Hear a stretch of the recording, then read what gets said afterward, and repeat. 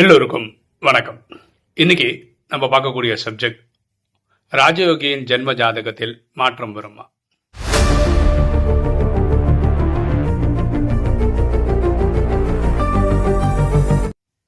பாருங்க, நான் ஒரு 16 வருஷமா ராஜயோகம் ப்ராக்டிஸ் பண்றேன்.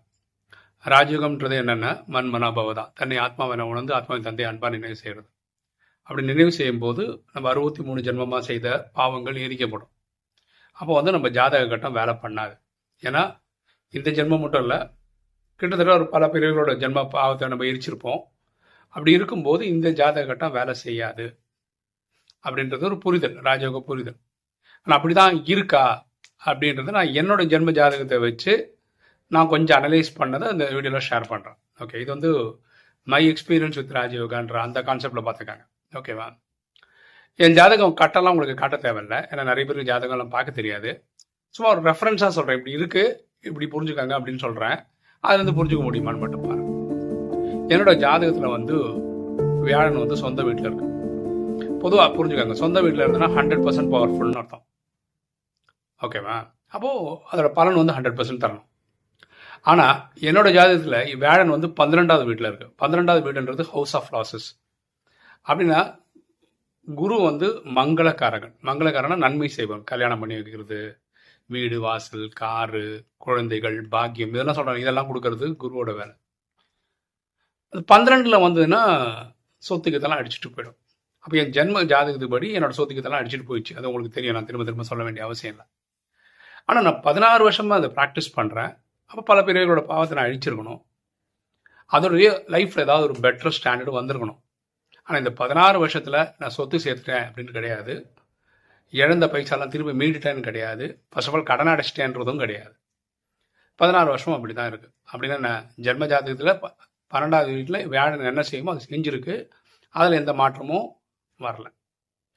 அடுத்தது நான் ஆர்டராக வரல, என் ஜாதகத்தில் அடுத்தடுத்தது என்ன இருக்குன்னு வச்சு சொல்கிறேன்.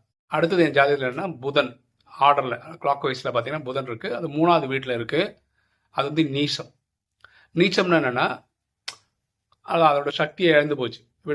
100% பவர்ஃபுல் சொன்னேன் இல்லையா? அது வியாழன் 100% பவர்ஃபுல். இது -200ன்னு வச்சுக்கோங்க. அந்த மாதிரி எது நீச்சமாக இருந்தால். அப்படி இருந்தால் 3ஆம் வீடு சகோதரர்கள், கசின்ஸ், இதெல்லாம் அன்றைக்கும் சரி இன்றைக்கும் சரி எனக்கு பெரிய உதவி சகோதரர்களும் கிடையாது, கசின்ஸாலையும் கிடையாது. எனக்கு கிட்டத்தட்ட 50-60 கசின்ஸ் இருக்காங்க.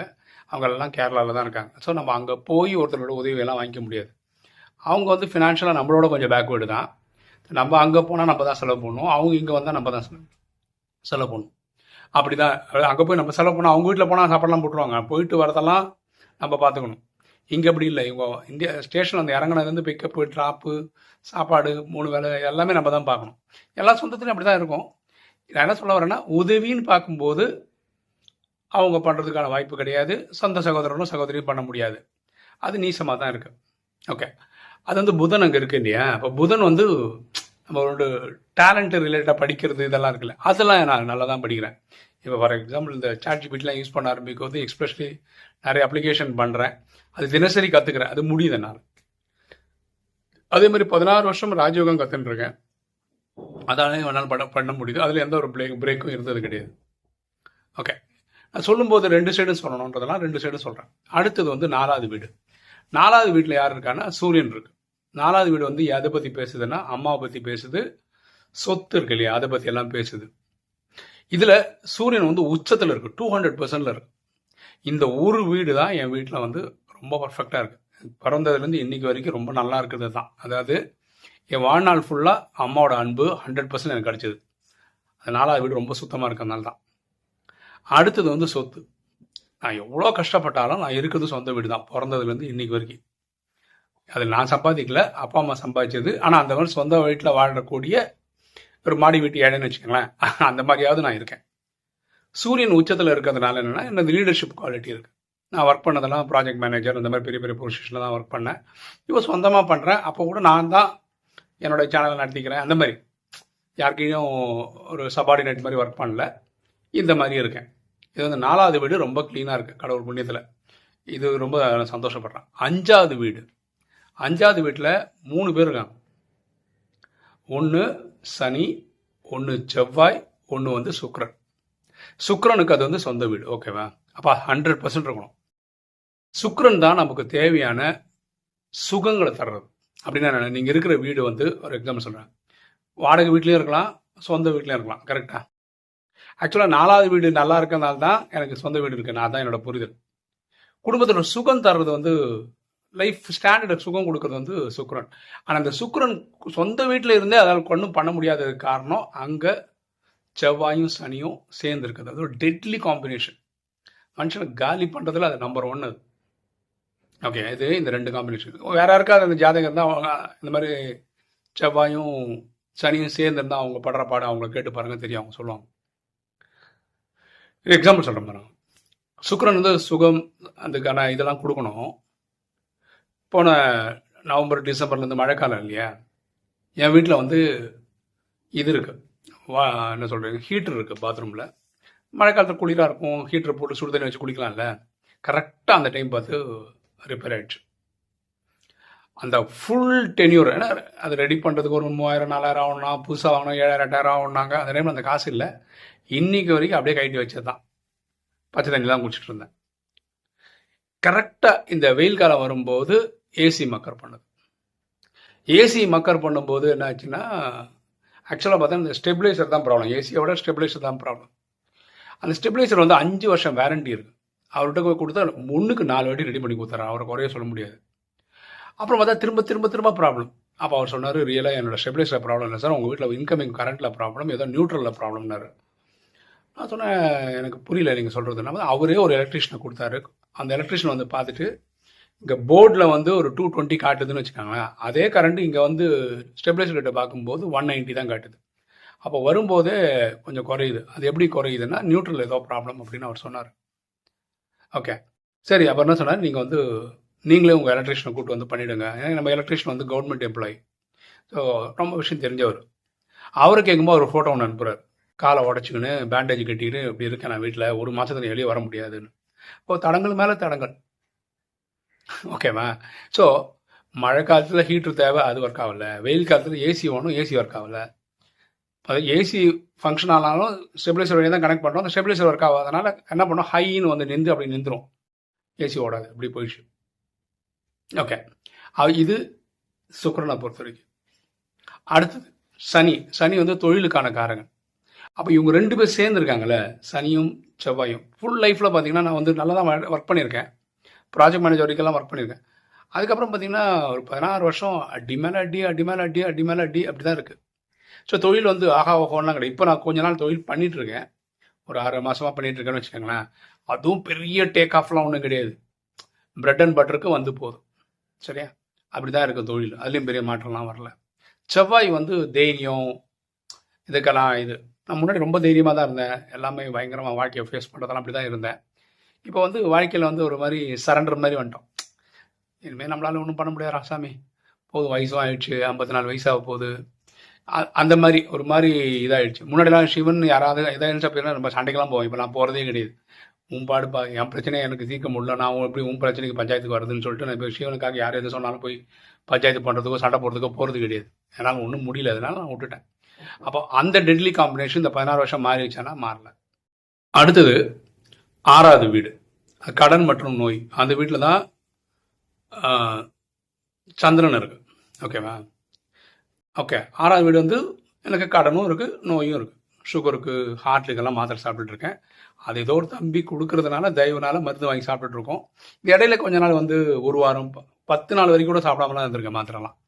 கடன் வாங்கி சாப்பிடக்கூடாதுன்றதுல கிளியராக இருக்கிறதுனால அந்த தம்பிகிட்ட சொல்லும்போது கொடுக்க தான் செய்கிறாரு. சரி, நான் சொல்கிறதே லேட்டாக தான் சொல்கிறேன். அப்படியெல்லாம் ஏன், நமக்கா ஏதாவது வருதான்னு பார்க்குறோம், அது வரலன்னும் போது தான் கடைசி அவர்களோட தம்பிகிட்ட சொல்கிறோம், அதுக்கப்புறம் வாங்குகிறோம். இதில் என்ன பியூட்டின்னா, 6வது வீட்டில் சந்திரன் வந்து 6 8 இந்த மாதிரி வீட்டிலலாம் இருக்கக்கூடாது.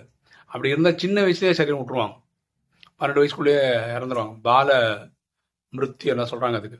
ஓகே, ஆனால் இதில் என்ன பியூட்டினா, 12வது வீட்டிலேருந்து 6வது வீடு இது குரு பார்க்கறதுனால நமக்கு அது ஒரு ஒரு என்ன சொல்கிறது, ஒரு யோகம். அது வந்து சாவை கூட காப்பாற்றிடும். அதனால தான் இன்றைக்கி உயிரோட இருக்கேன். ஸோ ஏதோ நன்மை இருக்கானா, இந்த நன்மை இருக்குது ஜாதகத்தில், சாவாமல் பார்த்துக்குது. ஓகே, அடுத்தது இது வந்து கேது இருக்குது. இப்போ எனக்கு நடக்கிற திசையே வந்து கேது தான். கேது வந்து ஞானக்காரகன். ஓகேவா? அது இனியும் இருக்கு. 2030 வரைக்கும் என்ன இருக்குன்னு நினைக்கிறேன் கேதுவோடது. இந்த ஞானத்துக்கு வந்திருக்கிறோம். ஓகே. இப்போ 16 வருஷமா நாலேஜில் இருக்கோம்னா அது இது ஒரு காரணமாக இருக்கலாம். அடுத்தது வந்து ராகு. ராகு வந்து சொல்வன்மை, பேச்சுத்திறன்லாம் சொல்கிறோன்னே. அதுவும் ஆகாவோன்னு இருக்குன்னு நான் நம்பலை. ஏன் நம்பலைன்னா, இப்போ நம்ம வீடியோ போடுறோம், ஒரு 300 பேர் வைக்கிறாங்க, 400 பேர் பார்க்க. இது வந்து லட்சக்கணக்கில் பார்த்தாங்கன்னு வச்சுக்கோங்களேன். ஆக்சுவலாக ராகு தான் வந்து பாப்புலாரிட்டியெல்லாம் கொடுக்கும். இப்போ ஜெயலலிதாலாம் பாப்புலர் ஆனதுக்கு வந்து அவங்களோட ராகு தசை தான் காரணம். நம்ம அந்த மாதிரி பாப்புலர்லாம் ஆன மாதிரி தெரில. இப்போ ராஜயோகம் ப்ராக்டிஸ் பண்ணுறவங்களுக்கு பிரேமானந்த நாராயணன் ஒருத்தர் இருக்கிறது வந்து அதிசயப்படுறதுக்கெலாம் கிடையாது. ஏன்னா நானும் அந்த சரவணகுமார் தம்பி தான் போட்டுட்டு இருந்தோம் ஒரு காலத்தில். அப்போ வந்து ஆன்லைன்னா நம்ம பேர் தெரியாமல் இருக்க வாய்ப்பு இல்லை. இப்போ வந்து எனக்கு தெரிஞ்சு 20-30 பேர் வந்துட்டாங்க யூடியூப் ஸ்பேஸில். அப்போவும் நம்மள தெரியுமா இருக்கும், எக்ஸ்பெஷலி ராஜயோகிகள். நமக்கு வந்து ராஜயோகிகள் மட்டும் தெரிஞ்சு வச்சு ஒரு பிரயோஜனமே கிடையாது. பொதுமக்கள் நிறைய பேர் பார்த்துருந்தாங்கன்னா நல்லாயிருக்கும். ஓகே. இப்போ நான் என்ன சொல்ல வரேன்னா, இந்த 16 வருஷத்துலேயும் இந்த ஜாதக அமைப்புப்படி தான் நடக்குது அப்படின்னு தான் தோணுது. ஜென்ம ஜாதகப்படி தான். இதில் ஏதாவது மாற்றங்கள் வந்திருக்கணும்ல. இதுக்கு நான் இப்போ என்ன பண்ண ஆரம்பிச்சேன்னா, ராஜயோகம் அமிர்த வேளையில் யோகா பண்ணும்போது பரமாத்மாட்ட ஒவ்வொரு கிரகத்துக்கும் சக்தி கொடு, என்னோட ஜாதகத்தில் நன்மை படுறதுக்கு அப்படின்னு சொல்லி தனியாக கனெக்ட் பண்ணுறேன். அப்போ நான் சொன்னேன், இது மாதிரி சுக்கிரன் வந்து கொடுக்க வேண்டிய சுகம் எதுவும் கொடுக்கறது இல்லையே, அதுக்கு ஏதாவது சக்தி கொடுத்து இதை பண்ண வேண்டியதானே அப்படின்னு. அப்போ நான் என்ன பண்ணேன், என்னுடைய இவர் இருக்கார் இல்லையா, எலக்ட்ரிஷியன் வந்து கால வருஷம் உட்காந்துருக்காரு, அவருக்கு வந்து ஒரு வீடியோ ஒன்று போட்டேன். என்னோட ஸ்டெப்லைசரை வந்து ஆன் பண்ணால் 120 காட்டும், திடீர்னு 220 காட்டும், திடீர்னு 290 காட்டும், டக்குன்னு ஆஃப் ஆகிடும். இது எப்படி இவ்வளோ ஜம்ப் ஆகுதுன்றதுக்கெல்லாம் போட்டு நான் சொன்னேன், வர கரண்ட் இல்லை. அப்போ அவர் சொன்னார், இது வரக்கூடிய கரண்டில் ப்ராப்ளம் இல்லை, ஸ்டெபிலைசரில் தான் ப்ராப்ளம்.